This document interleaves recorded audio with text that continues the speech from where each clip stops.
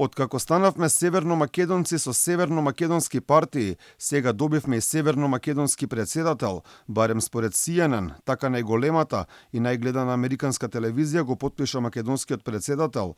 Ова уште еднаш покажува колку Македонија загуби со преспанскиот договор, иако во него јасно е напишано дека сме македонци кои говорат македонски јазик, сепак за светот се повеќе стануваме северномакедонци. Тоа два пати во 2 дена ни го порача и францускиот претседател Емануел Macron. So we'll continue with this. We've got a negotiation with our Bulgarian, North Macedonian counterparts to sort that agreement over the next few days, and everybody's prepared to get all that formalised.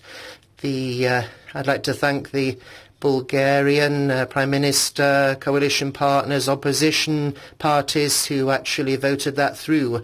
And congratulations to North Macedonia on the progress. There's work still to be done, but that's important progress nonetheless. Франција е далеку, па може да кажеме дека Макрон погрешил 2 пати во 2 дена, но неочекувано е северномакедонци да станеме и за премиерот на соседна држава, поточно оној на Бугарија во оставка Кирил Петков, тој наместо македонски партии ги нарече северномакедонски. Северномакедонските партии протестирале против францускиот предлог, кој е голем успех за бугарската влада. Ако Македонија се согласи со францускиот предлог, во уставот на Македонија ќе влезат бугарите пред да почне преговарачкиот процес. Но ова не се единствени случај. Министерот за надворешни работи Бујар Османи мораше да објаснува својата преведувачка, бидејќи таква била германската терминологија. Дали има посебна северномакедонска нација, посебно од бугарската?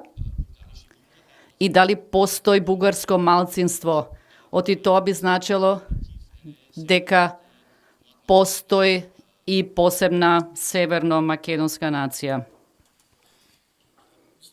Е погрешен, затоа што таква е германската терминологија. Северно-македонци станавме и за поранешниот генерален секретар на НАТО, лорд Џорџ Питерсон. And when bright, talented North Macedonia Поразите од преспанскиот договор ги гледаме со години, но она што Министерството за надворешни работи го нарекува грешка во последниот период зачести, од МНР реагираа за зборовите на Макрон, но без реакција останаа за зборовите на Кирил Петков.